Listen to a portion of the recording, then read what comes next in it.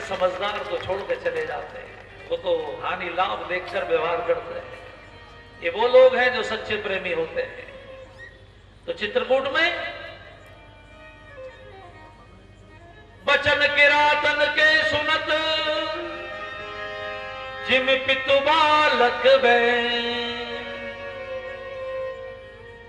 वेद बचन मुनि मन अगम ते प्रभु करुणा है।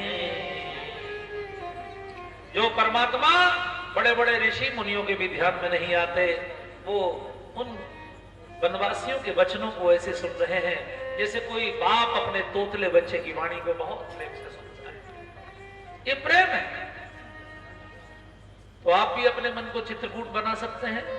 और आपको अगर चित्रकूट बनाना है तो उसकी टेक्निक आपको मीरा जी से पूछनी पड़ेगी, क्योंकि यहाँ जो सबसे बड़ी भक्त है वो वही है और वो टेक्निक बताएंगे आपको। तो उनसे पूछा चित्तौड़ के लोगों ने कि ये हम अपने हृदय को चित्रकूट बनाएं तो कैसे बनाएंगे। तो मीरा जी उसकी टेक्निक बता रही हैं। बड़ी प्यारी टेक्निक है। मेरे साथ उनका एक भजन गाएंगे। लेकिन चित्रकूट में भगवान का स्वागत करने के लिए और अपने हृदय को चित्रकूट बनाने की एप्लीकेशन लगाने के लिए खड़े होकर इसको गाना है। तो जरा खड़े होकर ताली बजाकर नृत्य करते हुए भाव से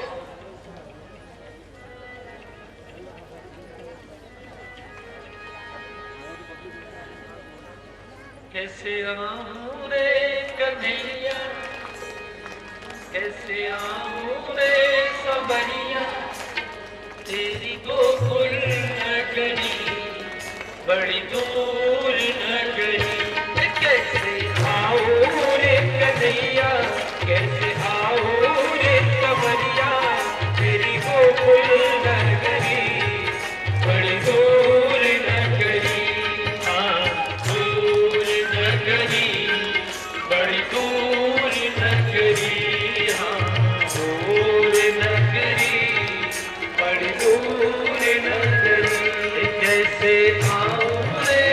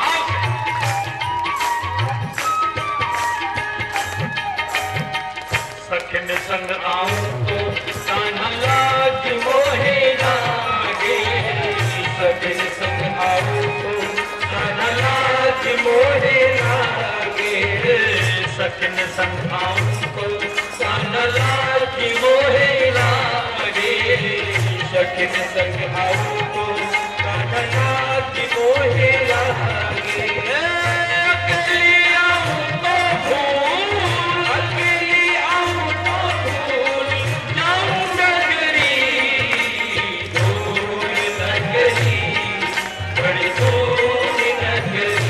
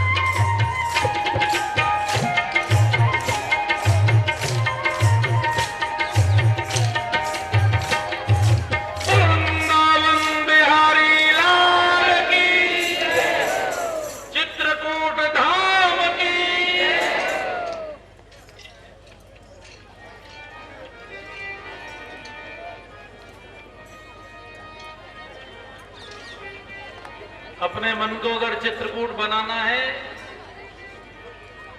तो सामने भगवान कृष्ण को देखिए, वो सिखाने आए हैं। जरा सोचिए वो कब आए हैं। उनका अवतार द्वापर युग के सबसे अंतिम 125 वर्षों के लिए हुआ, क्योंकि जिस दिन वो पृथ्वी से गए उसी दिन पृथ्वी पर कलयुग का प्रारंभ हुआ।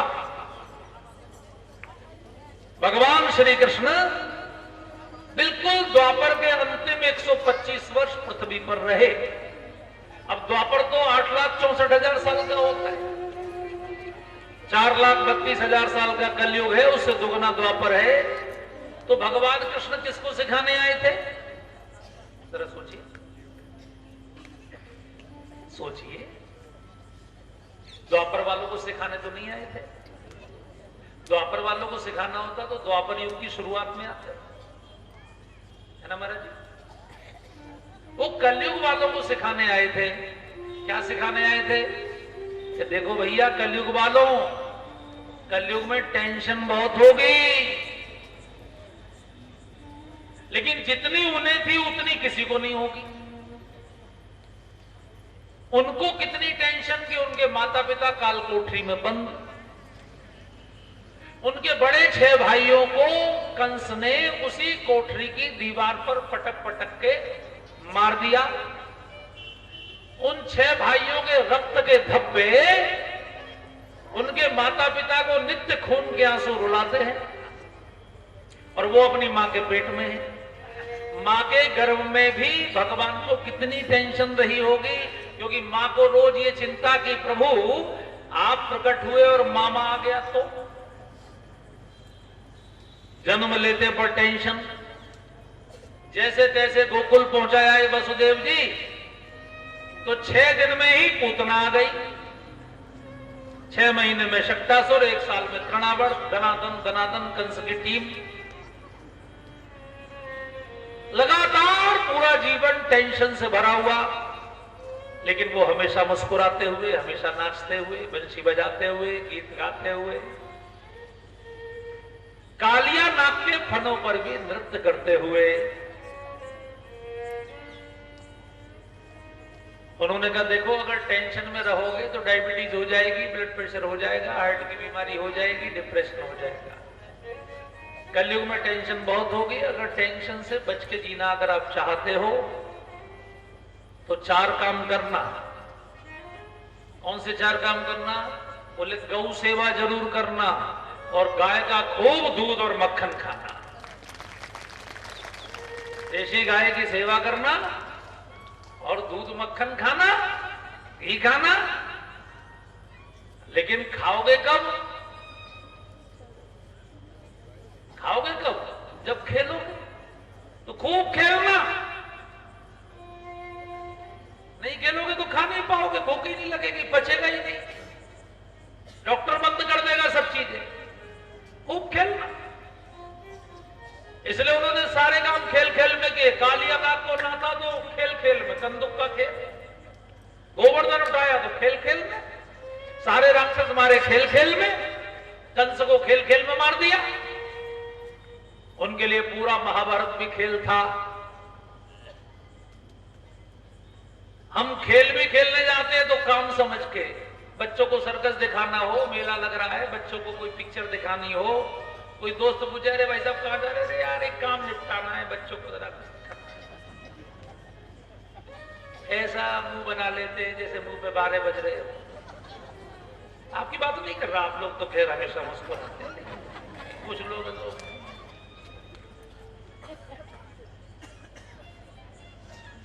भगवान सिखा रहे हैं खूब खाओ, खूब खेलो, खूब नाचो।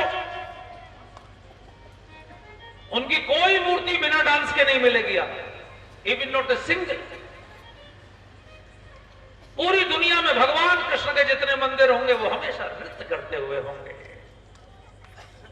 हमेशा नृत्य करते हुए। खूब गाओ, भगवत गीता जैसा गीत गा दिया उन्होंने, दुनिया के सारे पंडित जिंदगी भर व्याख्या करेंगे तो भी पूरी नहीं होगी। भगवान के गीत गाओ, आत्मा के गीत गाओ, उपासना के गीत गाओ। बाकी सारे गीत तो भूले बिसरे गीत हो जाएंगे, लेकिन परमात्मा के गीत हमेशा अमर रहेंगे, हमेशा आनंद देंगे। परमात्मा के गीत गाते हुए झूमो मम गुण गावत पुलक शरीरा, गद गद गिरा नयन बह गिरा। इसलिए हम लोग कथा में कभी रोते हैं, कभी हंसते हैं, कभी नाचते हैं, कभी गाते हैं। ये परमात्मा का उत्सव है। ये बोल रहे हैं लक्ष्मण जी से। लक्ष्मण जी ने कहा इतने बड़े पंडाल में हजारों लोगों में कैसे पता लगेगा आपके भक्त कौन है? बोले मम गुण गावत पुलक शरीरा, गद गद गिरा नयन बह नीरा। गदगद होकर जो गाए, जिसके आंसू बहे, जो गुणगान करे, वो मेरा भक्त है। नहीं तो टेंशन बहुत है कलयुग में। एक सज्जन एक बार मुझसे मिलने घर आए, अभी 2-3 साल पहले, दिल्ली के थे, चित्तौड़ के नहीं थे, दिल्ली के थे। अब घर आए तो बड़ा बड़ा मोबाइल आजकल सबके हाथ में, उन्होंने अपना मोबाइल मेज पे रख दिया। मुझसे बोले महाराज जी वॉशरूम किधर है? मैंने कहा इधर, चले जाओ। पीछे उनके मोबाइल पर कॉल आ गई। मैंने सोचा कि मैं रिसीव करके बता दूं कि वो वॉशरूम में 5 मिनट बात करिए, लेकिन जब मोबाइल की स्क्रीन पर मैंने नाम पढ़ा तो फिर मैंने डर के मारे मोबाइल रख दिया, क्योंकि उस पर लिखा हुआ था टेंशन। मोबाइल पर जो कॉलर आ रहा था वो लिखा था टेंशन। जब वो बाथरूम से लौटे तो मैंने पूछा भाई साहब टेंशन कौन है? टेंशन, अभी टेंशन का फोन था।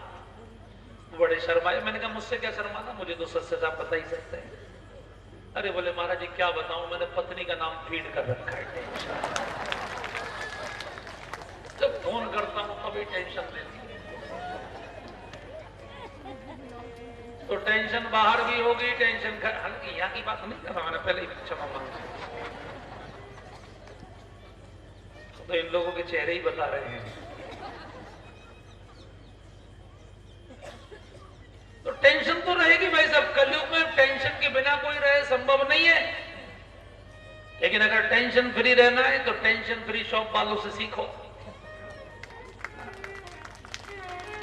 टेंशन फ्री रहना है तो यही है, नित्योत्सवो नित्य सौख्यो नित्य श्री नित्य मंगला। खूब खेलो, खूब खाओ, खूब नाचो, खूब गाओ। ये भारत है जहां हम लोग संगीत के माध्यम से परमात्मा को रिझाते हैं। संगीत के माध्यम से स्वामी हरदास जी ने बांके बिहारी जी को प्रकट कर दिया। ये भारत है। उस्ताद बिस्मिल्लाह खां जो बहुत अच्छी शहनाई बजाते थे, जिनको भारत रत्न मिला, उनसे पूछा लोगों ने, उस्ताद इतने दंगे होते हैं दुनिया में, दंगे रोकने का क्या तरीका है? उस्ताद ने कहा एक ही तरीका है, पूरे भारत में सबके लिए संगीत की शिक्षा अनिवार्य कर दी जाए। जो संगीत सीखेगा वो सेंसिटिव हो जाएगा, वो दंगा नहीं करेगा। इसलिए बहुत सारे धर्मों ने अपने यहां संगीत को बैन कर दिया। बोले हम संगीत नहीं बजाएंगे। औरंगजेब कहां संगीत बजाता, चिढ़ता था संगीत। भगवान श्री कृष्ण तो क्या बंशी बजाते हैं, वो संगीत प्रेमी है। अर्जुन, वो अर्जुन का रथ आते हैं जो दुनिया का सबसे बेस्ट डांसर है, सबसे बेस्ट म्यूजिशियन है। एक परफेक्ट व्यक्ति को सब कुछ सीखना चाहिए। अगर आप नृत्य सीख लें, अरे डांडिया ही सीख लें, रास ही सीख लें, तो डांडिया क्या है? महाराष्ट्र का नृत्य है। भगवान श्री कृष्ण मथुरा कुल कितने दिन रहे? 4 साल गोकुल रहे, 7 साल वृंदावन रहे, 11 साल 56 दिन की आयु में मथुरा आ गए, 17 साल मथुरा रहे, जरासंध के द्वारा फिर रणछोड़ हो गए, और 97 साल लास्ट में वो द्वारिका रहे। तो पूरे गुजरात को डांडिया करना किसने सिखाया? भगवान कृष्ण ने सिखाया। ये महाराष्ट्र का नृत्य है। अगर आप भगवान कृष्ण के भक्त हैं तो आपको ये आना चाहिए। और अगर आप 5 मिनट रोज कर लिया करें, अपने घर के बच्चों के साथ कर लिया करें, तो कोई बीमारी नहीं होगी, कोई आपको कपालभाति नहीं करनी पड़ेगी, सारी कपालभाति खुद ही हो जाएगी।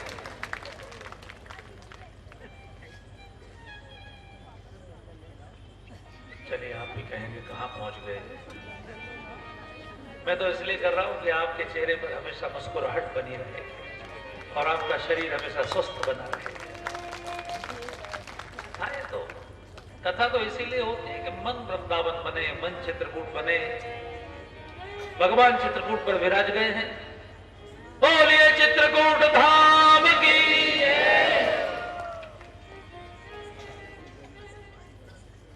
सुमंत्र ने जाकर समाचार दिया, राजा दशरथ ने वियोग में प्राण त्याग दिए। 6 दिन 6 रात लगातार राजा राम का ही सुमरन करते रहे, इसलिए 6 बार राम का नाम लिखा। राम राम कही राम कही, राम राम कही राम, तन परिहर रघुबर विरहे, राव गयो सुरधाम। बहुत समझाया कौशल्या जी ने, लेकिन राजा नहीं माने।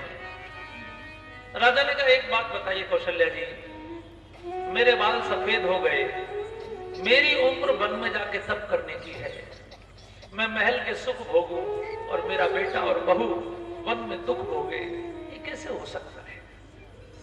मैं जनक जी से कहकर लाया था कि मैं आपकी बेटी को अपनी बेटी ज्यादा रखूंगा,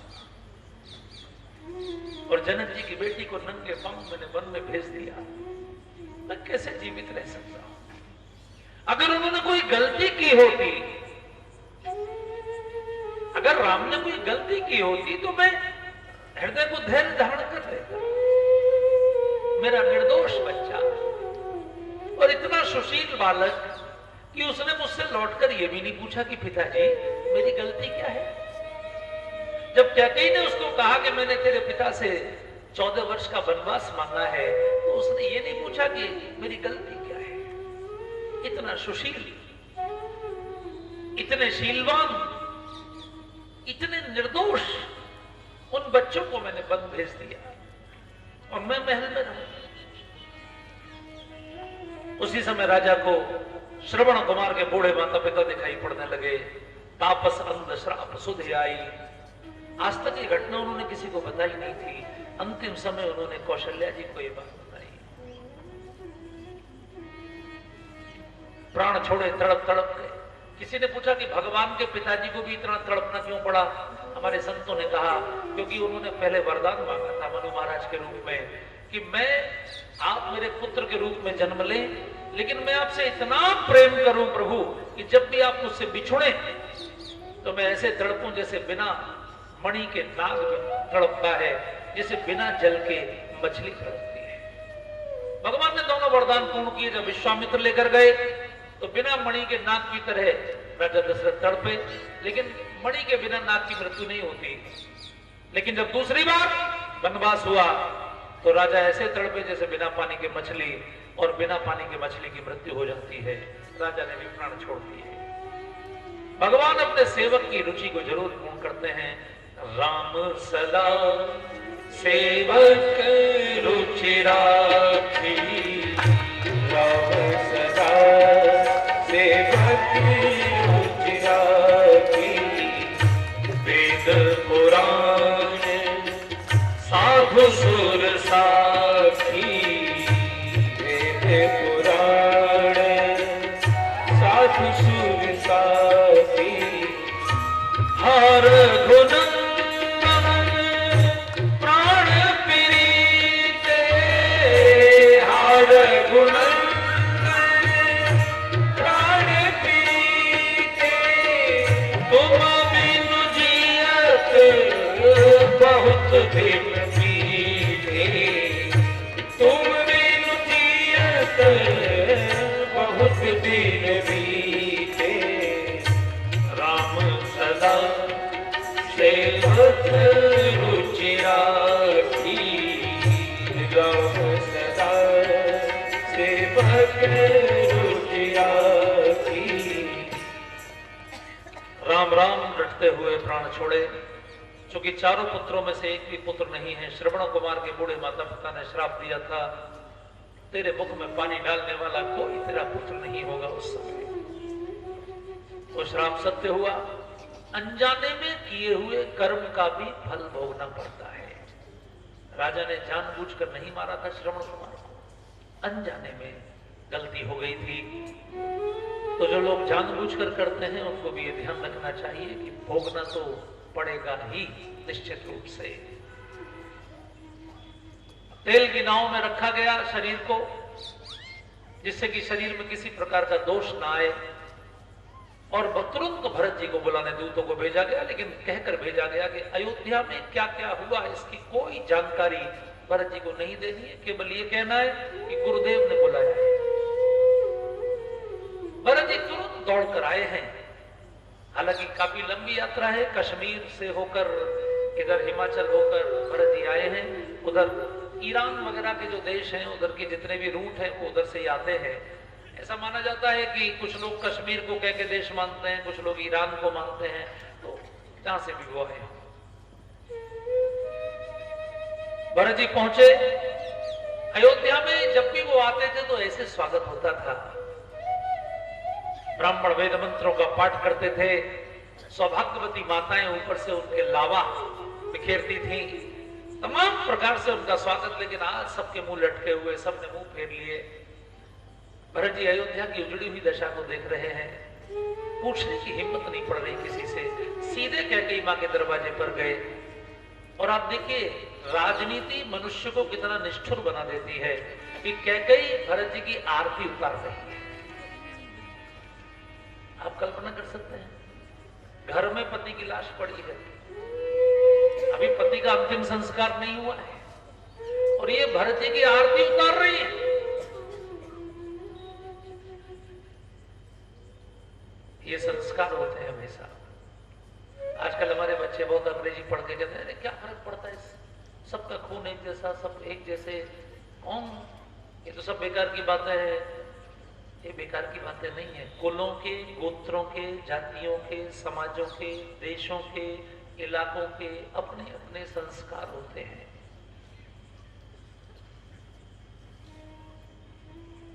कैकेयी जिस देश की राजकुमारी है, उस देश से आपका बहुत पाला पड़ा है चित्तौड़ वालों का।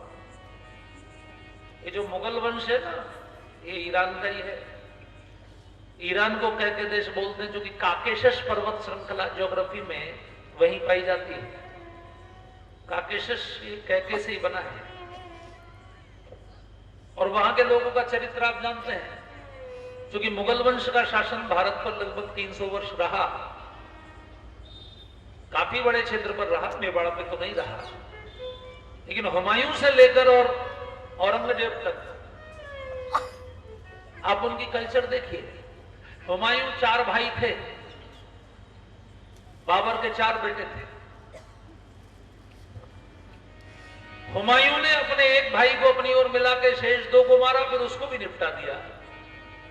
ये लोग अपने भाइयों को और उनके परिवार को नहीं छोड़ते थे। कोई भी गद्दी का दूसरा उत्तराधिकारी बचना ही नहीं चाहिए। ये इनकी कल्चर में, इनके खून में। अकबर अब चूंकि अकेला था, लेकिन अकबर ने जैसे ही अकबर 14 साल का हुआ, अपने गार्जियन बैरम खां को निपटा दिया। और सब में ये खबर फैला दी कि वो हज करने गए, वो बेचारा कभी हज से लौटे, रास्ते में निपटवा दिया उसने। और इतनी बदतमीजी, इतनी दुष्चरित्रता, इतनी चरित्रहीनता कि बैरम खां की बेगम को रख लिया अपने पास। उसी का बेटा रहीम था, बाद में वो अकबर का बेटा हुआ। जो हमारे देश के बहुत बड़े संत हुए, रहीम दास, ताज बेगम का बेटा। वो बहुत बड़ी भक्त हुई। गीता प्रेस गोरखपुर ने उनके भजन छापे हैं भजनावली पुस्तक में। हूं तो दुर्गाणी लेकिन हिंदुआनी कहूंगी, मैं तो गोविंद के गुण गाऊंगी। ये उन्हीं का भजन है। उनके बेटे के संस्कारों से आप समझ सकते हैं रहीम दास कितने बड़े भक्त थे। अकबर के बेटे जहांगीर ने भी यही तांडव किया। सम्राट बनते ही उसने सब भाइयों को निपटा दिया। रहीम दास उस समय गवर्नर थे, उन्होंने त्याग पत्र दे दिया। बोले मुझे पॉलिटिक्स नहीं करनी, राजनीति नहीं करनी, भैया तू संभाल, मैं संन्यास लेता हूं। भागे बेचारे। और जान बचाने को एक भड़बूजे के यहाँ, भड़बूजा समझते हैं आप, जो भाड़ चना बना जो भुना जाता है, भड़बूजे के यहाँ उनको भाड़ भूनने की नौकरी करनी पड़ी, वेश बदलते। गोस्वामी तुलसीदास जी ने उनको देख लिया और इशारों में पूछा, जाके सरस भार सो भूजत भार क्यों? जो गवर्नर रहा हो वो भड़बूजे के अब भाड़ भून रहा है, इतनी गर्मी में ईंधन झोंक रहा है, ऐसी क्या परिस्थिति आ गई। तब रहीमदास जी ने कहा, चित्रकूट में बस रहे रघुपति अवध नरेश, और जा पर विपदा परत है सोई आवत यही दे। राम जी पर विपत्ति आई थी तो वो भी चित्रकूट आए थे, मुझ पर विपत्ति आई है तो मैं भी चित्रकूट आ गया। लेकिन जहांगीर ने छोड़ा नहीं उनको, चित्रकूट भी सेना भेजकर उनको मरवा दिया। रहीमदास को ये भारत के इतिहासकार इस घटना को नहीं पढ़ाते इतिहास में। अभी तो बहुत इतिहास के हिसाब किताब बाकी है भाई साहब। अच्छे दिन लाने वालों को इतिहास भी लिखवाना चाहिए था, वो पता नहीं किस काम में लग गए। हमारे देश के बच्चे अपना इतिहास तो जाने। जिस जहांगीर को न्याय प्रिय करके पढ़ाया जाता है वो कितना न्याय प्रिय उसके बारे में पता तो लगे। रहीमदास जी को मरवा दिया। शाहजहां ने भी यही किया। औरंगजेब ने तो अपने बड़े भाई दारा शिकोह को, जिसको सम्राट बनना था, जो वेदों का विद्वान था, जिसने भगवत गीता का फारसी में अनुवाद किया, उस दारा शिकोह की खाल उतरवा के जिंदा व्यक्ति की खाल उतरवा के अपने बड़े भाई की, और हाथी पर लदवा के उसकी लोथ को उस पर नमक छिड़कवा के दिल्ली की गलियों में 3 दिन घुमाया था, जिससे लोगों के मन में इतना डर बैठ जाए कि कोई उसका विरोध ना कर सके। ये इन लोगों की संस्कृति है, ये इन लोगों की कल्चर है।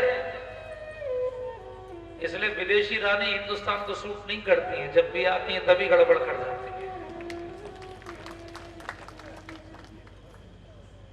बहुत खतरा है। अपने कल्चर, अपने संस्कार, इनका बड़ा महत्व होता है। पति की लाश घर में रखी है, कोई भारतीय महिला एक कल्पना भी नहीं कर सकती। उसे शोक में होना चाहिए, और वो आरती उतार रही है। भरत जी ने कहा, मां इतनी उजड़ी उजड़ी अयोध्या क्यों है? या कहीं ने कहा, सब ठीक है बेटे, कोई बात नहीं है, मैंने सब ठीक कर दिया है। हाँ, भगवान ने कुछ काम खराब कर दिया है। कछुक काज विधि बीच बिगाड़े। विधि माने विधाता ने बिगाड़ दिया। जो चतुर लोग होते हैं वो अच्छे का श्रेय स्वयं लेते हैं और बुरे का श्रेय भगवान को देते हैं। बिजनेस में फायदा हो जाए तो मेहनत हमने की, और घाटा हो जाए जैसी प्रभु की इच्छा। लड़का आईआईटी में सेलेक्ट हो गया तो हमने कोचिंग करवाई, लड़का फेल हो गया जैसी प्रभु की इच्छा। यानी प्रभु बेचारे इसी काम में लगे हैं कि आपका नुकसान करवाते। प्रभु को और कोई काम नहीं है। क्या कहीं ने कहा कि मैंने सब ठीक कर दिया बेटे? क्या काम बिगड़ गया मां? भूपति सुरपति पुर पग धारे। ये नहीं कहा कि मेरे पति का स्वर्गवास हो गया, ये भी नहीं कहा कि तेरे पिता का हो गया, ये कहा राजा का, भूपति। भरत जी धड़ाम से गिरे, पिताजी पुकारते हुए, लेकिन कहा भैया कहां है? कैकई ने कहा चिंता मत कर, उनको वनवास भेज दिया है, निष्कंटक मार्ग कर दिया, सिंहासन क्लियर कर दिया। कितना क्रोध आया होगा भरत जी, अपने पिता की मृत्यु का दुख भूल गए, आंखों में आंसू आ गए। भरत बिसरे पितु मरण सुनत राम बन गौ, हे तो अपन बहु जान जी, मेरे कारण ही, मेरे तिलक के कारण ये सब घटना हो गई। इतना क्रोध आया, लेकिन मौन हो गए। संत है ना, गुस्से को कंट्रोल किया। ऐसे लंबी सांस ली। जब भी आपको गुस्सा है उसका यही तरीका है, रीढ़ की हड्डी सीधी करिए, लंबी सांस भरिए। धीरज धरे भरे ले ही उषा, धीरज धरे भरे ले ही उषा, पापेन सब ही भांति कुल नाशा, पापेन सब ही भरत सरिस को राम सनेही, भरत सरिस को राम सनेही, जग जप राम राम जप जेही, जग जप राम राम जप जेही, पापिन सबही भांति कुल नाशा, पापिन सबही भांति कुल नाशा। भरत जी ने कैकेयी को बुरा भला बोलना शुरू किया, अपने गुस्से को कंट्रोल किया। किसी ने पूछा, जब आप इतना राम जी को प्रेम करते हैं तो आपने कैकेयी को दंड क्यों नहीं दिया? भरत जी ने कहा, जानबूझकर, क्योंकि यदि मैं कैकेयी को मार देता तो मेरे वंश पर कलंक लग जाता। लोग मेरे बड़े भैया को कहते हैं कि देखो ये उस भरत के बड़े भाई हैं जिसने अपनी मां की हत्या कर दी थी। हंस वंश दशरथ जनक राम जनक से भाई, जनक जी का वंश भी हंस वंश है, रघुवंश भी हंस वंश है। इस हंस वंश को कलंक लगाने वाली तू कहां से आ गई? जननी तू जननी भाई। विधाता ने इतने बढ़िया भाई दिए, इतने बढ़िया ससुराल दी, इतने बढ़िया माता पिता दिए, मां ऐसी क्यों? पापिन। भरत जी ने कहा, तू नागिन से भी बुरी है। नागिन जन्म देते ही बच्चों को खा जाती है। अगर तू जन्म देते ही मुझे मार दी होती तो मेरे माथे पर इतना बड़ा कलंक न लगता। मैं अपने पिता की मृत्यु का कारण बना, मैं अपने माताओं के वैधव्य का कारण बना, मैं सीताराम के वनवास का कारण बना। कौन है तू? तेरी जीभ नहीं गली, मुंह में कीड़े नहीं पड़े? उसी समय मंथरा सज के आ गई। मंथरा को लगा शायद भरत जी मुझे बहुत बड़ा इनाम देंगे, क्योंकि मैंने ही तो इनका सब क्लियर करवाया। शत्रुघ्न जी ने मंथरा को देखते ही इतनी जोर से लात मारी, एक लात में उछल के सामने टकराई दीवार में, खोपड़ी फूट गई, कमर टूट गई। फिर उसकी चोटी पकड़ के घसीटना शुरू किया। भरत जी ने कहा, छोड़ दो शत्रुघ्न, अब इन लोगों से हमारा कोई संबंध नहीं। जो मेरे राम का नहीं वो मेरे काम का नहीं। खत्म। आज के बाद ये कैकेयी मेरी मां नहीं, ये मेरा घर नहीं। जिस घर से राम को निकाल दिया गया उस घर की चौखट पर जिंदगी भर पैर नहीं रखूंगा। चले गए छोड़कर। कुसंग व्यक्ति का कितना बड़ा नुकसान करता है। कैकेयी मंथरा के कुसंग में फंस गई थी, और कुसंग ने क्या कर दिया? जिस इकलौते बेटे के कारण सब किया, उसी इकलौते बेटे ने जीवन भर कैकेयी को कभी मां नहीं कहा। केवल 14 साल नहीं, होल लाइफ कभी। भगवान ने भी बहुत कहा, भगवान बहुत रोए भरत जी के आगे, क्योंकि जब वो लौटे 14 वर्ष बाद, तो वो पहले कौशल्या मां के महल में नहीं गए, पहले कैकेयी मां के महल में गए। प्रभु जानी कैकेयी लजानी, प्रभु जानी कैकेयी लजानी, प्रथम तासो ग्रह गए भवानी, प्रथम तासो ग्रह गए भवानी।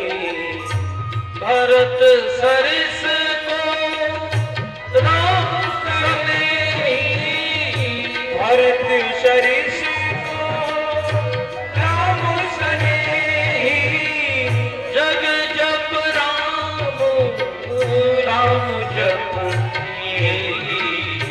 जग जप राम राम जप देही। प्रथम तासो रहे गए भवानी, प्रथम तासो रह गए भवानी।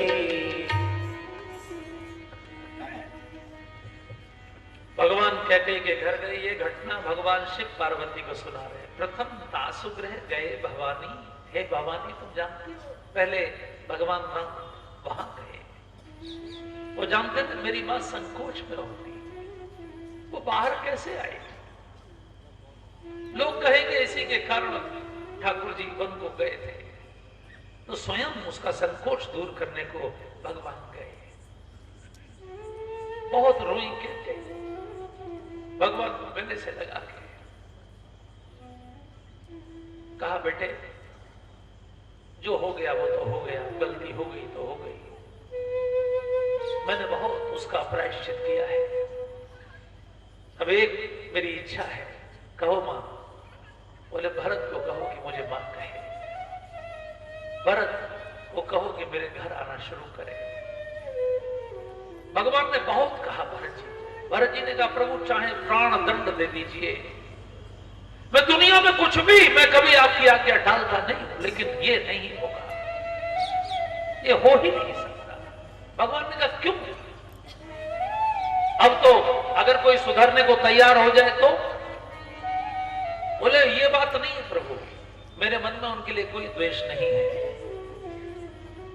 लेकिन उनको ये ध्यान करना चाहिए कि जिस पुत्र के लिए उन्होंने ये सब किया उसने उनको त्याग दिया, और जिस पुत्र को घर से निकाला वो आज भी उनका है, सबसे पहले उनके घर गया। अब तो उनका मोह दूर हो जाना चाहिए कि कौन अपना है कौन पराया है। परमात्मा ही अपना होता है प्रभु, ये मोह के रिश्ते अपने नहीं होते। तो मैं तो उनको आपके चरणों में पहुंचाना चाहता हूं। संत का तो एक ही काम है, अपने से नहीं जोड़ना, भगवान के चरणों से भक्त को जोड़ना। भरत जी तो संत है। कैकेयी के भवन को छोड़कर भरत जी कौशल्या मां की गोद में पहुंच गए। कौशल्या मां ने भरत जी को गोद में बिठाया, मेरा बछड़ा। मां जब बहुत लाड़ करती है ना तो बछड़ा बोलती है। राम जी भी जब बन गए थे तो बार बार मां बहुर बच्च कही लाल कही, बहुर बच्च कही लाल, बार बार मेरे बछड़े मेरे लाल ऐसे बोलती थी। हमारे यहाँ ब्रज में भी माताएं जब अपने बच्चों को बहुत प्रेम करती तो सिर पर हाथ फेर के कहते हैं मेरो बछड़ा मेरो बछड़ा।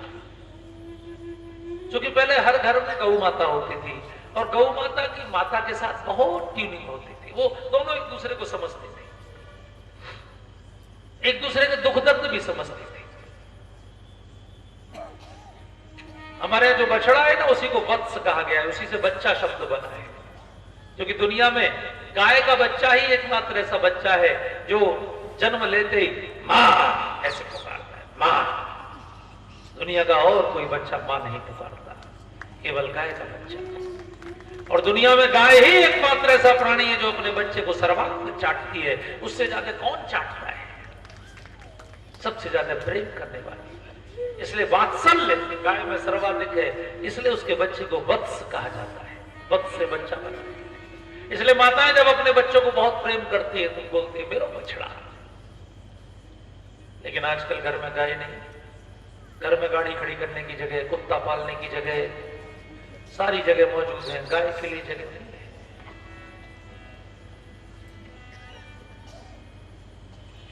बच्चे दूध पी रहे हैं, ये पता नहीं गाय का पी रहे हैं, गाय का पी रहे हैं कि भैंस का पी रहे हैं। गाय के नाम पर भी जर्सी आ गई है। वो जर्सी माता नहीं होती, वो आंटी जी होती है। भैंस के बच्चे को क्या बोलते हैं? यहां पहला दरवाजा है किले का पाडल पोल। पाडल पोल है ना। भैंस के बच्चे को क्या बोलते हैं? पाडा, पड्डा, पाडा, पड़ा। क्यों बोलते हैं? क्योंकि पैदा होते ही पड़ा रहता है, खड़ा ही नहीं होता।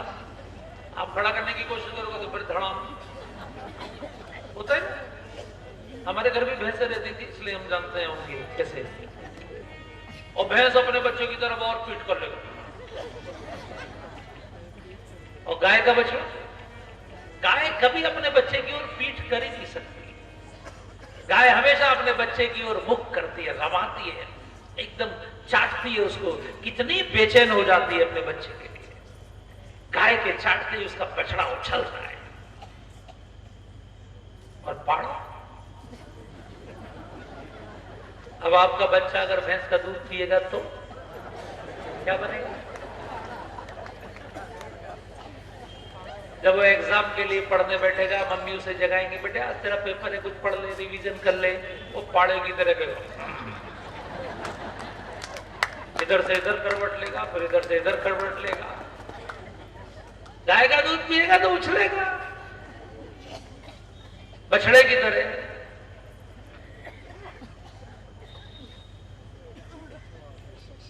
इसलिए अपने बच्चों को बछड़े जैसी फुर्ती, कभी सड़क पर देखो जो बिना हॉर्न दिए गाड़ी की आवाज सुन के अपने आप साइड में हो जाए, हॉर्न सुनते ही तो तुरंत साइड में हो जाए, समझ लेना उसने गाय का दूध पिया है। और जो हॉर्न सुन के भी साइड ना दे और यूं देखे तो समझ लेना असली पाड़ा। साइड देने लगाएगा जो पाड़ा। हमारे यहाँ पश्चिम उत्तर प्रदेश में उसे कहते झोटा।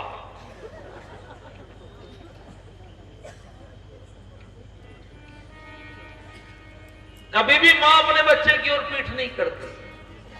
जब हमारे यहाँ चूल्हे पे खाना बनता था तो माँ अपने सामने बिठा के बच्चे को खिलाती थी, चूल्हे पर सेकती जाती थी, एक एक रोटी थाली में रखती जाती थी। माँ की आंखों से ममता बरसती है, बच्चा खाता है तो उसको खुशी होती है। अब जब से वो गैस पर खड़ी हो गई है तब से उसकी पीठ हो गई है बच्चों की, इसलिए बच्चे भी पाड़े हो गए हैं। जब माँ के सामने बैठते तो बछड़े होते थे, अब सब पाड़े हो गए। यहाँ चित्तौड़ की बात नहीं कर रहे हैं आप।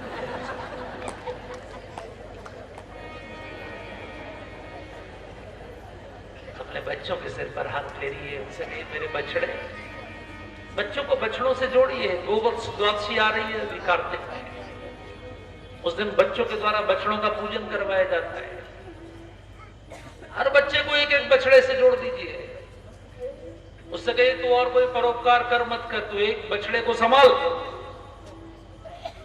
वो बछड़ा तेरे द्वारा पले। जैसे शंकर जी का एक नंदी होता है वैसे तेरा भी एक नंदी होना चाहिए। उसके पालक पोषण पर 10-20 हजार खर्च भी हो जाएगा साल में, तो भगवान शिव की कृपा बरसेगी। वो 10,000 आप खर्च करोगे, 1 लाख का कहीं ने फायदा करा देंगे। आजकल बछड़ों पे बहुत संकट है। किसानों ने जब से ट्रैक्टर अपना लिया है, हालांकि ट्रैक्टर उनकी सारी इनकम को खाए जा रहा है। डीजल में, मेंटेनेंस में और यूरिया में और सब में जा रही है इनकम। लेकिन अब फैशन ऐसा आ गया है, जिनके हाथों में टीवी के रिमोट आ जाते हैं, जिनके हाथों में एंड्रॉइड फोन आ जाते हैं, उनकी कलाइयों में वो ताकत नहीं बचती कि वो हल्की मूठ पकड़ सके। हल्की मूठ पकड़ने को ताकत चाहिए होती है, बछड़े को संभालने को ताकत चाहिए होती है। लेकिन बच्चों को बछड़ों से जोड़िए।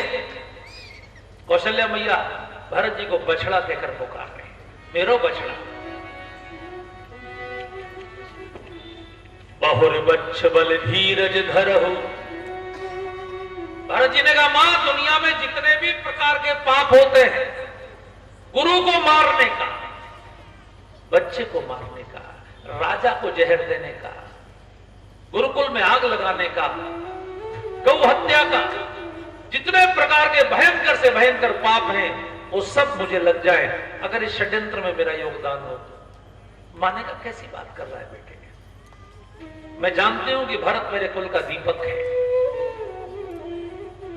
भरत जी ने अपने पिताजी का अंतिम संस्कार किया। माताओं ने कहा हम सती होंगे, भरत जी ने कहा आप सती नहीं होंगे।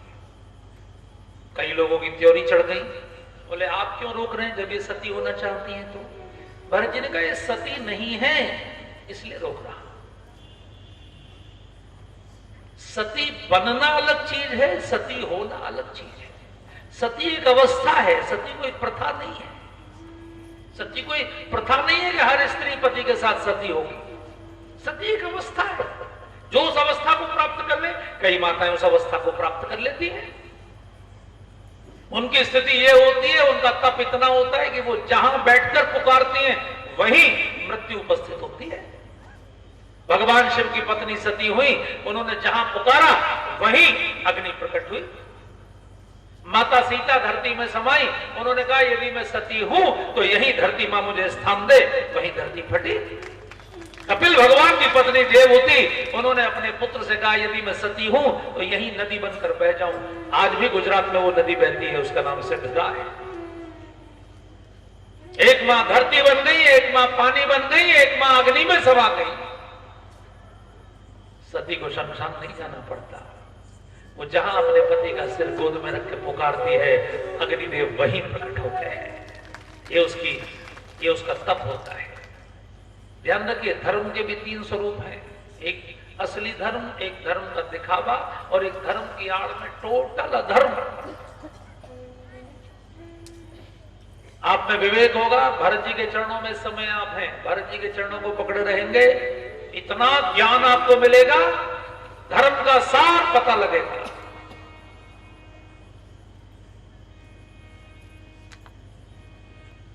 सती होना, सती बनना और सती बना देना। जो सती होती है वो पति भी हो सकता है, पत्नी भी हो सकती है। पति के वियोग में पत्नी के प्राण निकले तो वो भी सती है, और पत्नी के वियोग में पति के प्राण निकल जाए तो वो भी सती है। लेकिन सती बनना, किसी भी महिला को, महिलाएं भावुक होती है, माताएं बहुत भावुक होती है, और उस समय जिस समय उन पर वो विपत्ति का पहाड़ टूटता है, उस समय तो बहुत उनकी भावना होती है। उस समय उनको एक प्रकार से भावुक रूप से और प्रेरित करके उनको सती होने के लिए प्रेरित करना, वो हो जाती है। 16 श्रृंगार उनका कर दिया जाता है, रोते रोते चल देती हैं। लेकिन शमशान में पहुंच के जब चिता में अग्नि लगती है तो अग्नि में शरीर को जलाना इतना आसान नहीं होता। जब अग्नि लगती है तो चारों तरफ घर के लोग खड़े होते हैं, सती मैया की जय, ढोल नगाड़े बज रहे होते हैं, किसी को कानों कान आवाज सुनाई ना दे चीखों की, उसकी व्यवस्था होती है। और अगर वो निकल के भागना चाहे तो तुरंत 1-2 लट्ठ उसमें मार के वहीं गिरा देते हैं। सती मैया की जय। ये सती बनना और बना देना, ये बंगाल में हुआ। लाखों लड़कियां जला दी गई भाई साहब, धर्म के ठेकेदारों के द्वारा। बूढ़े बूढ़े जमींदार 60 साल की उम्र में, 70 साल की उम्र में पत्नी मर जाती थी, 16 साल की लड़की से शादी कर लेते थे, गरीब कन्याओं से। 10-15 साल बाद बुढ़ा मर जाता था, लड़की 25-30 साल की होती थी। वो लड़की कहीं उस जमींदार की प्रॉपर्टी में से हिस्सा ना ले ले, उसके लिए घर के लोग उसको उसके शरीर के साथ जबरदस्ती बांध के, मुंह में कपड़ा ठूस के, हाथ पैर बांध के और जला देते थे। सती मैया की जय। एक किसी भी देश को, किसी भी समाज को जब भोगना पड़ता है तो ऐसे ही नहीं भोगता है, वो पहले पाप करता है तब उसका कष्ट भोगता है। चाहे वो नगर हो, चाहे वो समाज हो, चाहे वो व्यक्ति हो, चाहे वो परिवार हो, चाहे वो देश हो, चाहे वो देवता हो, चाहे वो असुर हो, हर समाज अपने कर्म का ही फल भोगता है। इस देश में धर्म के नाम पर कम पाप नहीं हुए। भरत जी ने माताओं को रोक दिया, आप सती नहीं हो सकती। आप सती होती तो आपके प्राण तभी निकलते जब आपके पति के निकले थे। तो भरत जी से सीखिए आप। भरत जी, मैं आपसे फिर निवेदन करूंगा, इस कथा में आप भरत जी का नाम गाइए खूब। अगर आप गाएंगे तो आपको बहुत फायदा होगा। भगवान ने स्वयं चित्रकूट में कहा कि जो भरत का नाम लेगा उसके समस्त पाप प्रपंच मिट जाएंगे। मिट ही पाप प्रपंच सब अखिल मंगल भार, लोक सुजस पर लोक सुख, सुमिरत नाम तुम्हारा। भरत जी का नाम लेने से भंडार भरते हैं धन और धन के। उसके बाद सभा हुई, 13वीं के बाद सारे गणमान्य लोग बैठे, गुरु वशिष्ठ का भाषण हुआ। रोते रोते उन्होंने राजा दशरथ को याद किया। ऐसा जीवन होना चाहिए। चोर की मौत पे तो उसकी भी मार होती है, लेकिन और लोग नहीं रोते। अच्छे आदमी की मौत पे लोग रोते हैं। कोई बहुत बड़ा महापुरुष मरता है तो पूरा देश रोता है, लेकिन ऋषि नहीं रोता। जो वशिष्ठ अपने 99 पुत्रों की मृत्यु पर नहीं रोए, राजा दशरथ की मृत्यु पर बिलक बिलक के रोए। सुनो भरत भावी प्रबल कहे बिलक मुनिनाथ, आन लाभ जीवन मरण यश अपयश विधिहार। देश का कोई ज्ञानी साधु हमको याद करके रोए, ये हमारे जीवन की सार्थकता है। ये राजा दशरथ का जीवन है। और उन्होंने कहा कि देखो, वो वचन के पक्के थे, प्राण जाई पर वचन न जाएगा, उन्होंने पालन किया। राम ने भी पालन किया अपने पिता के वचन का। अब भरत आपको भी पालन करना है, जो भी एक वचन अभी अधूरा है, आपका राजतिलक होना है। माताओं ने भी कहा, गणमान्य लोगों ने भी कहा, बहुत अच्छा भरत, स्वीकार कर लो बेटा। लेकिन भरत जी खड़े हुए और उन्होंने कहा, गुरुदेव आप अयोध्या का भला चाहते हैं कि मेरा भला चाहते हैं? ये जो पिताजी का वरदान है, ये उन्होंने अपनी प्रेरणा से दिया या षड्यंत्र के कारण दिया? आप षड्यंत्र को धर्म बता रहे हैं। जो धर्म सीताराम को घर से निकाल दे वो धर्म नहीं है, धर्म की आड़ में अधर्म है। गुरुदेव षड्यंत्र को पहचानिए, ऐसे धर्म में आग लगा देनी चाहिए। सो सब धर्म कर्म जरि जाऊ, जहन राम पद पंकज भाव। जो सीताराम को ही आपके जीवन से निकाल दे वो भला धर्म है? जो पति की मृत्यु करा दे, पूरे देश को उजाड़ दे, वो धर्म है? मेरी मां के षड्यंत्र को आप धर्म का नाम दे रहे हैं, और आप मुझसे कह रहे हैं मैं राजा बन जाऊं। अभी मैं राजा बना नहीं हूं, अभी तो मेरे नाम का केवल प्रपोजल रखा गया है। मेरे नाम का प्रपोजल आने से ही मेरी माताएं विधवा हो गई, पिता की मृत्यु हो गई, भैया का वनवास हो गया, अयोध्या उजड़ गई। जिसका नाम इतना खतरनाक है, जब वो स्वयं राजा बनेगा तो पूरी पृथ्वी ही पाताल में समा जाएगी। मोहि राज हट दे हो जब ही, तो रसा रसातल जाई है तब ही। गुरुदेव ने कहा, हम आपसे परमानेंट थोड़ी कह रहे हैं भरत जी, 14 वर्ष के लिए बैठ जाइए, 14 वर्ष बाद जब राम आए तो उनको दे दीजिए। भरत जी ने कहा, कैसी बातें कर रहे हैं गुरुदेव, परमात्मा को अमनिया भोग लगता है। परमात्मा के भोग को मन से भी झूठा नहीं किया जाता। मैं उनके सिंहासन को भला कैसे झूठा कर सकता? जिस सिंहासन पर राम बैठेंगे उस सिंहासन का भोग भला मैं कैसे कर सकता? वो तो प्रभु का सिंहासन है, उस पर वही बैठेंगे।